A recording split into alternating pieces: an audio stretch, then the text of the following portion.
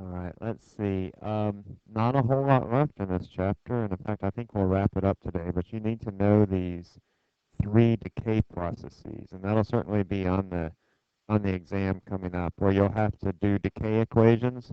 Remember, decay equations we saw, they're a lot like the equations, the rate equations that you do in chemistry, except we're looking instead at nucleons, at the transfer of protons and neutrons, and we'll see some element go into a new element with some sort of radiation, and we need to follow those rules that we found. The number of nucleons is conserved, and the number of protons must be conserved. So we have to have some total number of nucleons be constant, and then the total number of protons also be constant. We'll go through and I'll give you examples of alpha, beta, and gamma decay, but you'll see those on the test. Look back at the old test too. At least the past one semester, I think the past 2 semesters we've done this. So make sure that you can do these different types of decay equations, that you know how to balance them. Alpha decay, morning, Daisy. An alpha particle is a helium nucleus.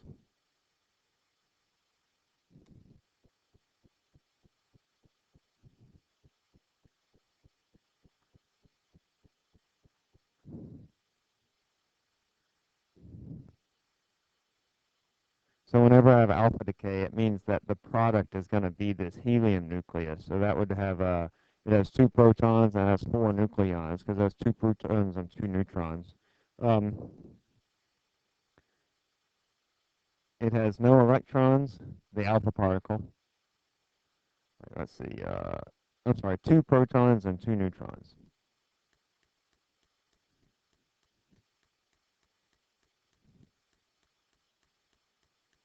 It has no electrons.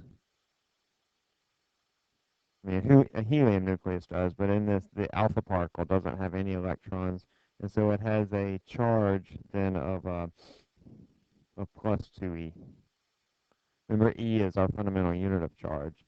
And so we'd give the notation for helium. It has 2 protons, it has 4 nucleons. That's the atomic number and the atomic mass number. Sometimes we just use an alpha letter, and an alpha letter looks like this. And so you might see that, or you might see alpha 42. You can see any of those notations. I'll try to stick to just doing this, because this is, what we do. Morning, ladies. Alpha decay occurs, for example, for plutonium-242.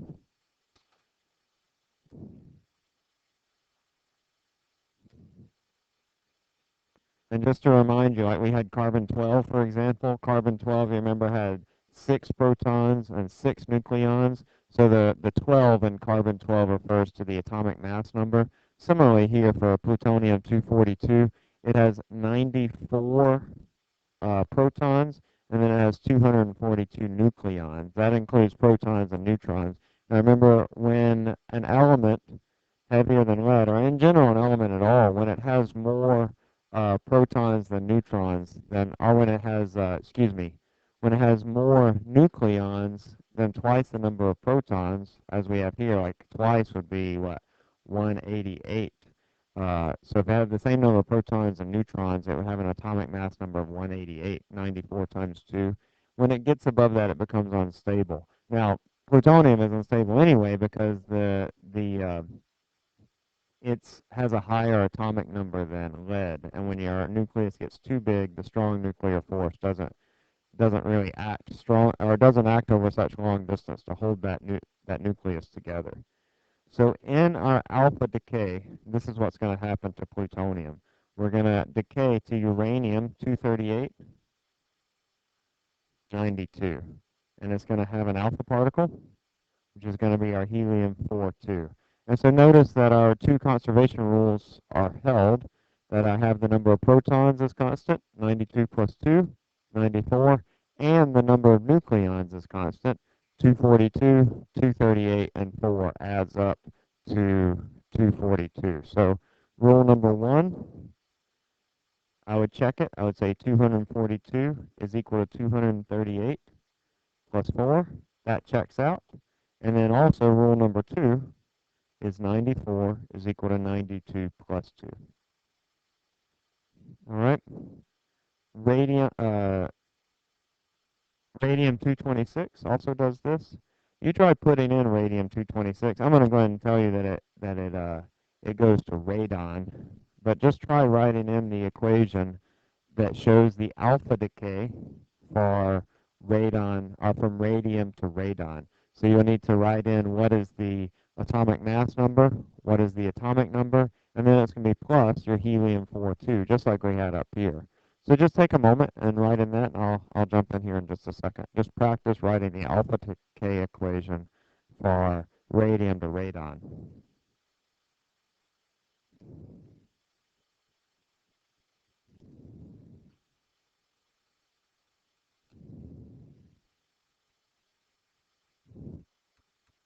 One question I might ask you is I could say, well, radium undergoes alpha decay. What is the new element? And you would need to look on your periodic table, which you have one in the back of your book, and you'll have for the test, uh, and find out that it's going to be radon, Rn. All right. To show you here, I'm going to have a helium 4-2 because I've told you that it undergoes alpha decay. And then I follow my rules. If this is 226 and I have 4 here, this has to be 222. And if this is 88 here and this is 2, this has to be 86. So I can follow my rules there. 226 equals 222 plus 4. And 88 equals 86 plus 2. That's all I'm doing is I'm just conserving the number of nucleons, conserving the number of protons. Nucleons, remember, are the total number of protons and neutrons. The atomic number here is just the number of protons. Number of nucleons, number of protons. You'll need to know that notation. I'll ask you about those questions. Yeah, Stefan, in just a second, Kai. Right. An alpha particle is helium. So we call it helium. It's 2 protons and 2 neutrons. Kai?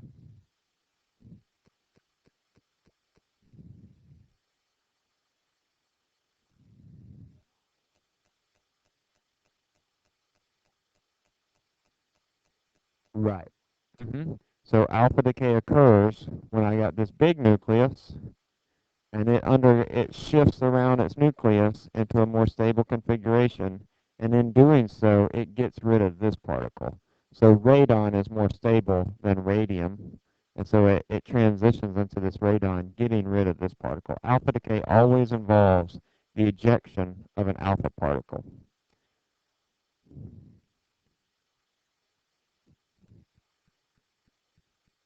Oh, I think isn't there one in the back? Is there a periodic table?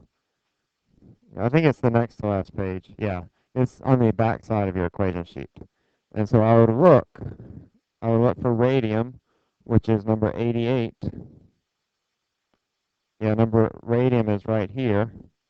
And I know that I'm going from 88 to 86. And so then I look for 86. And if I asked you what element is formed by the alpha decay of radium, then you would just say 88 minus 2 is 86. So what you really, I wouldn't try to, I mean, we'll go through you'll see a bunch of different alpha decay equations. So don't try to memorize them, but just remember that in alpha decay, you always produce this particle, this helium-42 particle. Okay? And when you remember that, then your new element is just 2 less than this element, because I'm getting rid of 2 protons. And my new atomic mass number is just 4 less than this atomic mass number, because I'm getting rid of 2 protons and 2 neutrons. Okay? I'm going to summarize all the different decays. We have 3 different decays, so they're a little bit different, but you need to know alpha decay. You also need to know beta decay. Beta decay occurs, um, but you have 3 different types of beta decay. I would make some note cards for this. I think that would be helpful to sort of remember keep your mind, spend some time trying to differentiate between these 2. In beta decay, you have 3 types. You have beta minus, beta plus, and electron capture. Beta minus is sometimes described with a beta. That's the Greek letter beta with a negative. You have beta plus.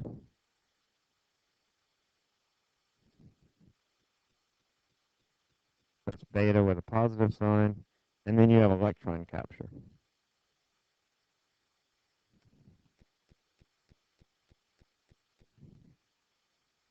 And sometimes we just call this EC for electron capture. All right. So in beta minus decay,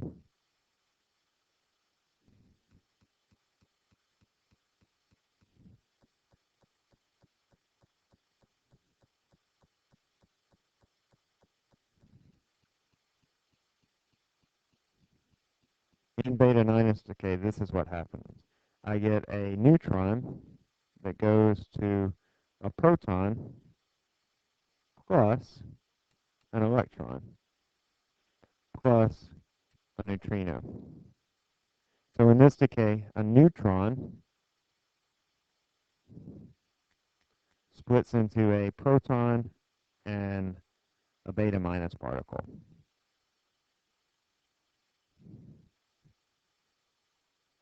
And the beta minus is the same as an electron. Or it has the same charge anyway, same mass too. All right, so we think of this neutron. It's, it has neutral charge. It has one nucleon and 0 protons. So that's where the notation comes from there. One nucleon because it's just one neutron and no protons.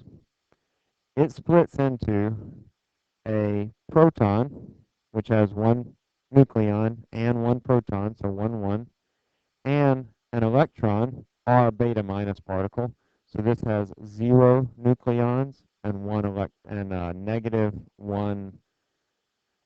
It has a charge of negative 1 plus this neutrino. Here, N is the neutron,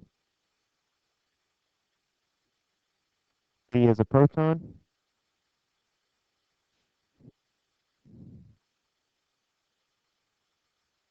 the 0, negative 1e is a beta minus particle, or you can think of it as an electron. It's not exactly the same, but if you want to think of it as an electron, you can do so, and I'll sort of put electron up here.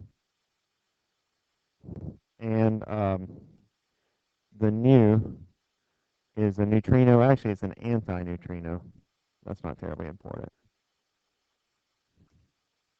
You can think of this as having no charge.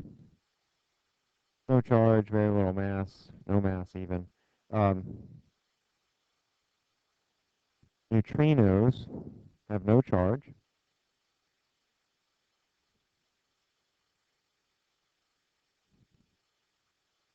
That's where the NUTR comes from, because they have no charge, like neutrons, neutral, and they have very little mass, practically no mass at all. They have very little mass, and that's where the ENO comes from. Like bambino, like it means really small. They move at very high speeds.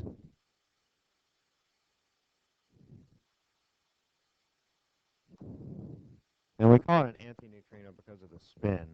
The antineutrino also has no charge and very small mass. So we have neutrons and neutrinos and antineutrinos, and we call this one an antineutrino just because of the spin. Don't sweat that too much. I'll probably ask you what a neutrino is, and you need to know that it has no charge, has very little mass. It also, as we'll see, doesn't interact with matter very much. Just sort of know that they exist, but don't sweat the whole neutrino antineutrino thing. Um, the antineutrino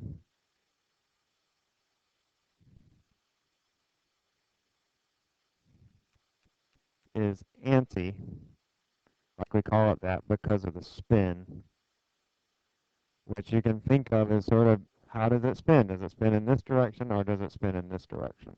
Uh, it also has no charge and very little mass, just like the neutrino.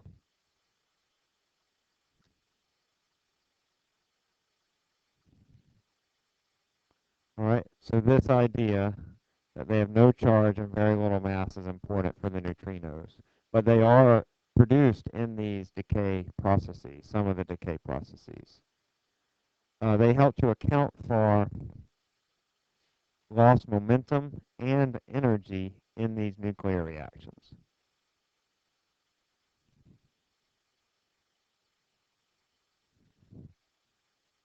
We'll do some more beta minus decay, but just sort of want to dwell here for just a moment on what is a neutrino.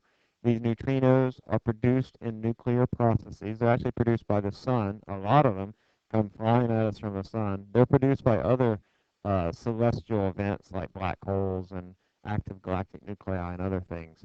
There are various observatories around the world that work to detect neutrinos because we don't know really a whole lot about them. But they help to account for, in these reactions, energy that's just lost. And that for a long time people didn't know where that energy went. But now I think that we begin to understand these neutrinos. I have a short video about neutrinos I want to watch with you. That these neutrinos exist. They don't interact with matter very much, but they are produced by these nuclear reactions, these nuclear decay reactions, particularly in the beta minus, and they'll come up again as well.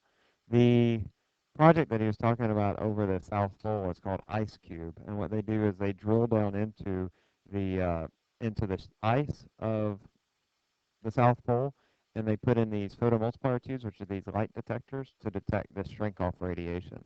And then they also have a balloon sort of up monitoring the entire ice shelf. There are others, like Japan has a detector. There's these huge, probably as big as this wing of the building, tanks that are filled with this special type of water that when the neutrinos travel through it, they emit light, the shrink-off light that he was talking about, to detect these neutrinos. All right. Let's see. So here's an example of a beta minus decay. Say we have carbon 14. It goes to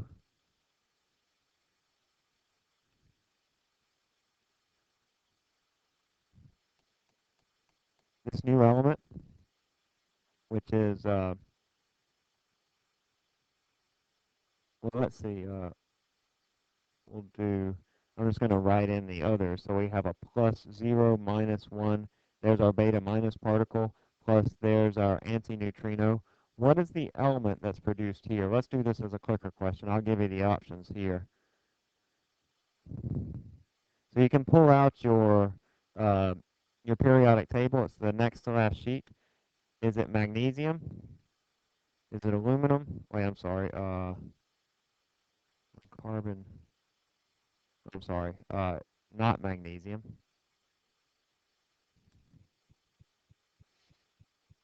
Is it beryllium? Is it I think what's that? Boron? Is it carbon, nitrogen, or is it E, oxygen? So in this beta minus decay, what is the new element that's formed? Think about your conservation rules because they'll still apply.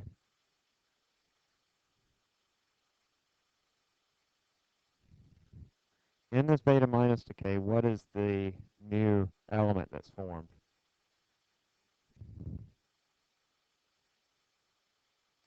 Remember, these numbers, they have to stay the same on the left-hand side and the right-hand side, my 14 and my 6. So that should key you in on what is the new element that's being formed here.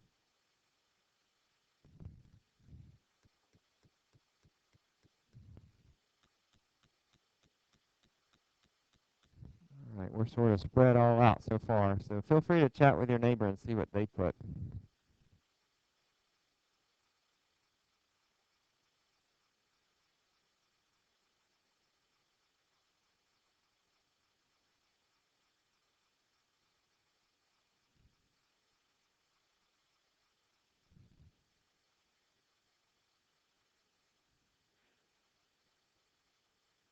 Notice that you don't have any nucleons, so this number should remain the same because I have a 0 here and this doesn't have any nucleons either. So really you want to know what must happen to this number, the atomic number, on this new element that's being formed. Okay, pretty good.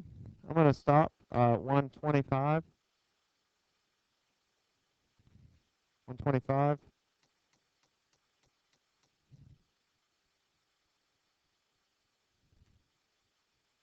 Okay, good. D is right. It is nitrogen. I'm going to show you. So nitrogen, in particular, is going to be nitrogen 14 because I have 6 protons here, and I have to conserve my total number of protons. And so I have to have 7 here because using my rule number 2, that is rule number 2, right? Yeah, that 6 is equal to 7 minus 1. Right, so I apply my conservation rules. I know that I have 6 protons over here, so I have to have 6 protons over here. So here I have 7, and then I have a minus 1 atomic number here for my beta minus particle. And so I say 6 is equal to 7 minus 1. This can't be 6. Like this can't be carbon because this number would be 6. And then on this side, my total number of protons would be 5. And it can't be boron in this boron because the atomic numbers wouldn't add up.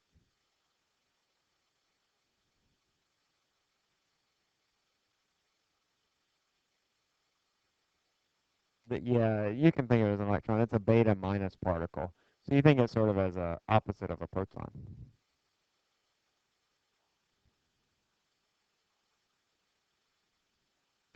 The alpha. So the difference between these different decay reactions is their product. So the alpha decay produces a helium 4 2 atom, a helium 4 atom. The beta minus produces this beta minus particle, this 0 minus 1 particle. And so you go the same as you did with the alpha decay. You look at your conservation rules on either side of the equation. I'm going to summarize all of them in a table at the end, so that'll sort of help you to study a little better, I think. You sort of see which particles are produced by which reaction. Let's see, the first decay, or the first conservation rule here is for atomic mass number. So 14 is equal to 14 plus 0. And then the antineutron is 0 as well. It doesn't have any charge or mass. All right, so that's beta minus decay. It produces this beta minus particle. The next is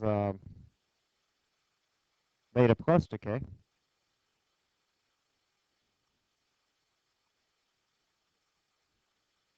You can have it as a Greek letter beta with a little positive superscript.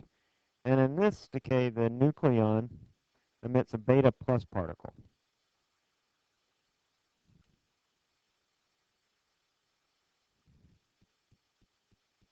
And this is also known as a positron.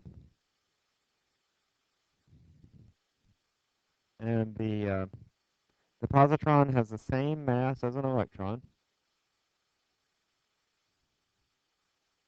yet not from Transformers, not from Ghostbusters. Excuse me. Thank you. The positron has the same mass as an electron, but a charge of plus E instead of minus E. And a proton splits into a neutron and a positron.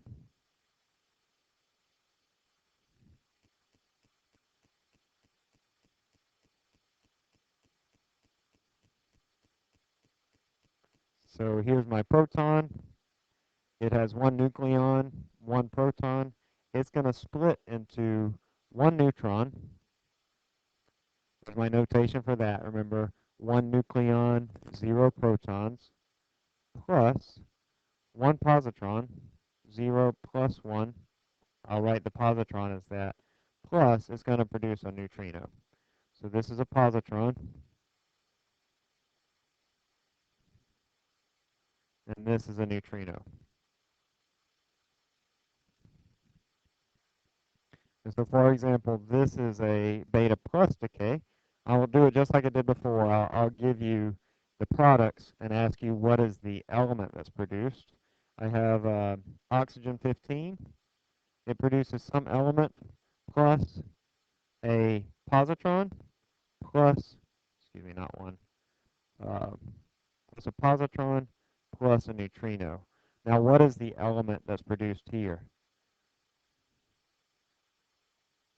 Let's see, oxygen is number 8, so we'll do CNOF and Ne.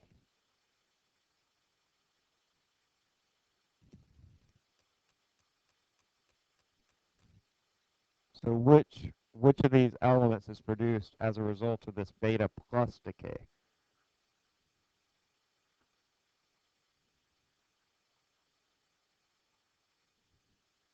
Just following your conservation rules again. So this is our third decay, and in our third decay we need to remember this. So we have helium atom produced, a beta minus, and now a beta plus particle produced.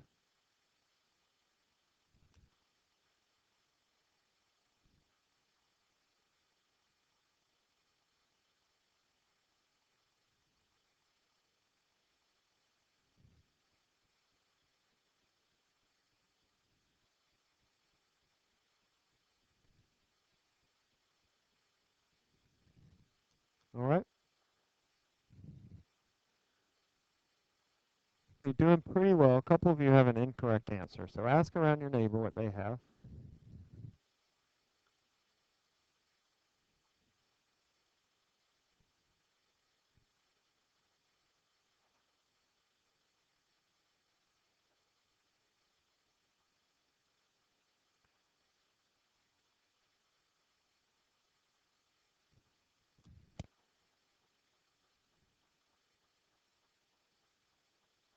Okay, guys, be careful, because actually a lot of you have the wrong answer. Be careful. You want your you want the number of protons on this side to be the same as the number of protons on this side. So I have 8 protons over here. I better still have 8 protons when I'm done between my daughter and my products of this decay. A little more time, yeah. Just take a moment and think about it. You're shifting in the right direction, but still quite a few of you have the wrong answer.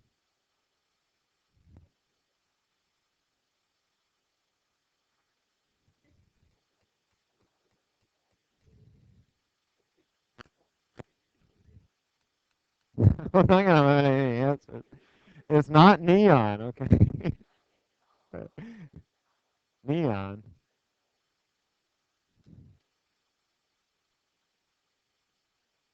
Okay, let's stop at 240. 240. All right, 240.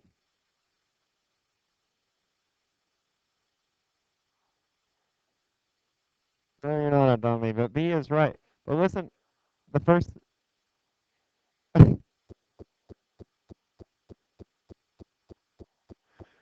All right. So look, I have to have 7 protons, right? And I have to have 15 nucleons because 15 equals 15 plus 0 and 8 equals 7 plus 1. So once I know the number of protons, I just go to my periodic table and I say, what's number 7? Well, nitrogen is number 7 on my periodic table. So part of this is reading the periodic table. Part of it, mostly it's just applying those conservation rules. Knowing which, just a second, Stefan, knowing which type of decay is occurring and know what is the product of that decay, in this case a beta minus, beta positive, excuse me, beta plus particle. Stefan.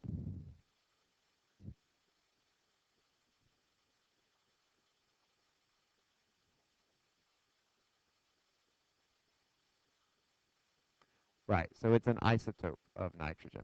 Oh yeah, so yeah, nitrogen says that it has an atomic mass of 14, but remember you can add neutrons and still have the same element. So this means that it's the nitrogen that's listed here plus 1 extra neutron. So that's why the atomic mass number is 15 instead of 14, because we have an extra neutron. We have 7 protons and we have 8 neutrons. That's a great observation.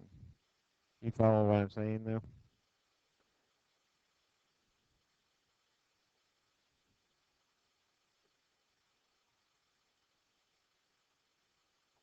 Okay, we'll do some more. Okay, but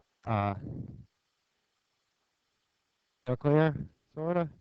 Following your conservation rules, but you also need to know what type of particle is produced by what type of decay.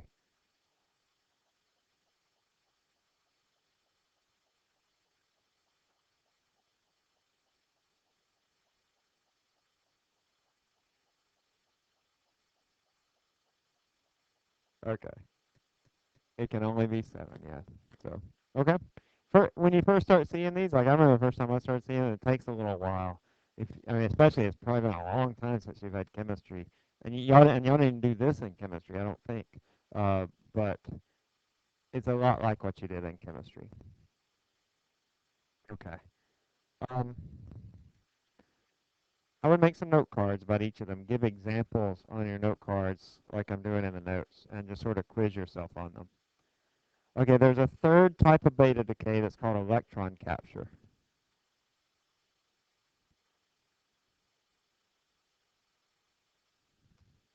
And in this, the nucleus captures an electron,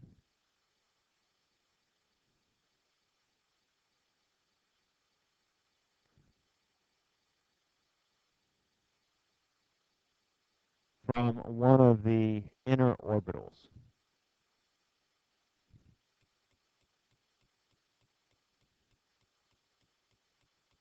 So like, in our electron, or excuse me, in our atom, we have these electrons that are in the inner orbitals.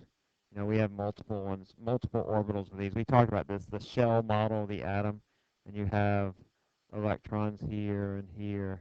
And then inside that, you have the nucleus, I like to think of as Pac-Man, and he gobbles up one of those electrons, right? That's electron capture, is where the nucleus grabs one of these electrons and brings it into the nucleus. That's called electron capture. It captures an electron. Um, in this, the electron combines with a proton to form a neutron.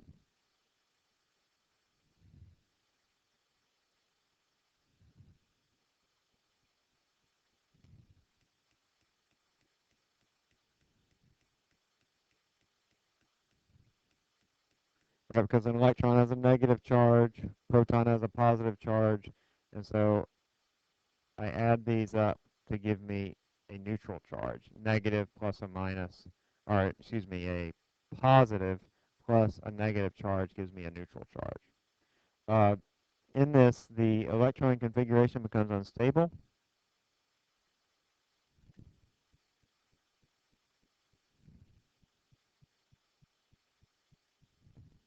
because, now I'm missing this electron, and so I have this empty spot in that shell, and you'll get electrons that will cascade down to fill that empty spot. So the electron usually falls into a lower state,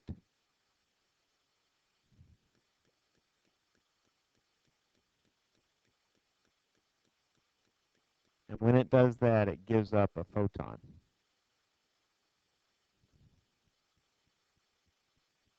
Usually this is an X-ray photon.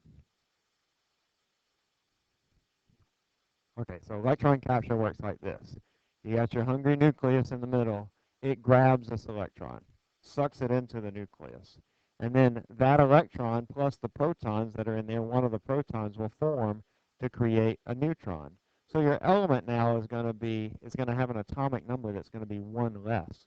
Because whereas it had a proton, now it's lost a proton, and that proton has become a neutron. Uh, and then also, these electrons out in the orbitals, the shell orbitals, are going to fall down into to fill this spot. And when electrons move between levels, we saw this earlier, that when electrons move between levels, they actually produce a photon of light. I think we saw it in the previous chapter. That's what light is. That electrons move from orbital to orbital, and they'll actually eject a photon. So our equation is going to look like this. My proton forms with an electron, gives us a neutron plus a neutrino. And we'll try this example of beta or of electron capture. Uh, Tell me what is the element that's produced. Notice that with electron capture that we have an extra product over here, our reactant, if you will. That's that electron that's captured. Um, this produces some element plus our photon. I'm sorry, this is not a neutrino, this is a photon.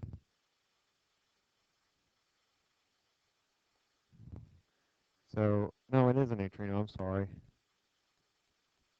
Uh, Pretty sure it's a neutrino. It doesn't matter, it has zero charge. It's okay, we'll just sort of go with that.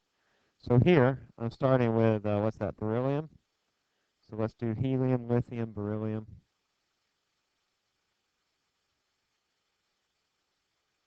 boron, and carbon. So in the electron capture, what is our new element that's being formed here? Following your same conservation rules of nucleons and of protons or atomic numbers.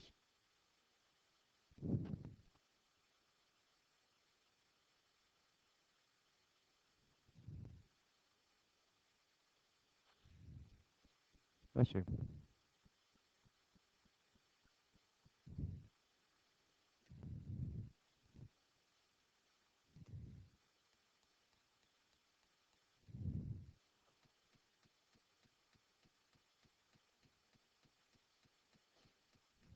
Goodness, man.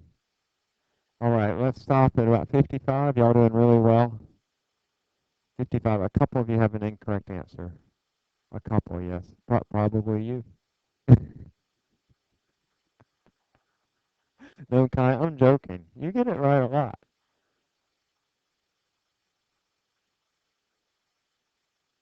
Yeah, I got it right. Oh yeah, like I can go in later and find out. It doesn't tell me. It just tells me that like 14 of you have E. Oh wait, no. Sorry, did I just say that? No, it's not E. It's not E. I was joking. Oh, mean. Yeah, I'm gonna start with 128. 128.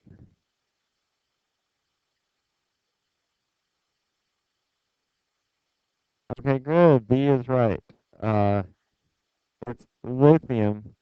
So it's going to be lithium with 7 nucleons and 3 protons. I mean, 3 protons tells me that it has to be lithium because lithium is, number 3 on the periodic table. And then this particular lithium has 4 neutrons in its nucleus. It has an atomic mass number of 7. So it has 3 protons and 4 neutrons. So the element produced is lithium. And notice the conservation rules are applied. 7 plus 0 is 7. And 4 minus 1 equals 3.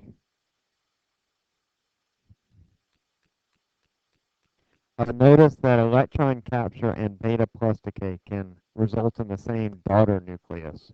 So for example, with beta plus, I would have 5627, what's cobalt, I think? Is that cobalt? Goodness. It doesn't matter, but I think it is cobalt. The 5627 would go to 5626 iron 56, plus my uh, beta plus particle on my positron, plus the neutrino, and then the electron capture results in the same thing, 5626 iron plus that X-ray. I think it's a neutrino, actually. I'm not sure. That's the symbol for a neutrino. I think it is a neutrino. Okay, so notice these both produce the same daughter particle. But just know, alpha particle is a helium nucleus, helium 4-2. The beta minus produces that beta minus particle, that particle with a -1 atomic number. The beta plus has a +1 atomic number. And then the electron capture, you grab that electron, which reduces your atomic number by 1. With one more, it's easy because it doesn't change the nucleus at all. It just puts it into an excited state. And that's gamma decay. Gamma decay, an unstable nucleus. All of these are unstable nuclei for various reasons, mainly because they're too big. The unstable nucleus captures an emits a gamma ray.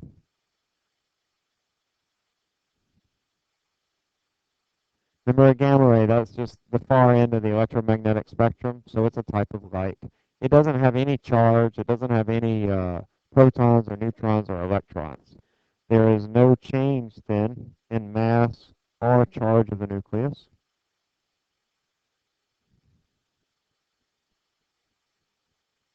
The atomic number and the atomic mass number both remain the same because my number of nucleons isn't changing. I still got the same number of protons, still got the same number of neutrons, still even got the same number of electrons. We will mark the parent nucleus as metastable.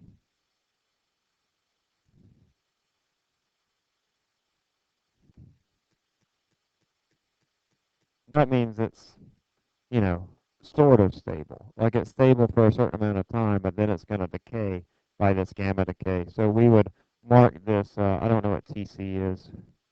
I don't know if it's listed. It doesn't matter. But anyway, I would mark this as the same notation, except I'm going to put a little M here, 43. I think some people put a star, like an asterisk next to it, that it's metastable. That's technetium. In this case, technetium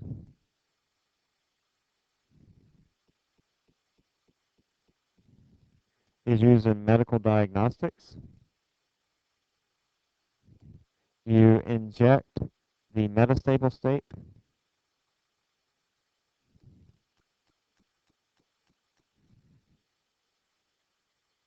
and then it emits gamma rays inside an organ. And those gamma rays will travel out, and you can detect those gamma rays and learn more about what's going on inside the organ. In fact, these occur, and this is why we do this in medical practices and medical imaging quite a lot, where they'll inject some radioactive element into your blood or into your body at some location, and then measure the amount of radioactivity that comes out of your body as a way of imaging what's going on inside your body. So you have a video, and your book goes into this a little bit more detail, but let's just watch this about nuclear imaging. And then I'll summarize all the different types of decay that we'll see.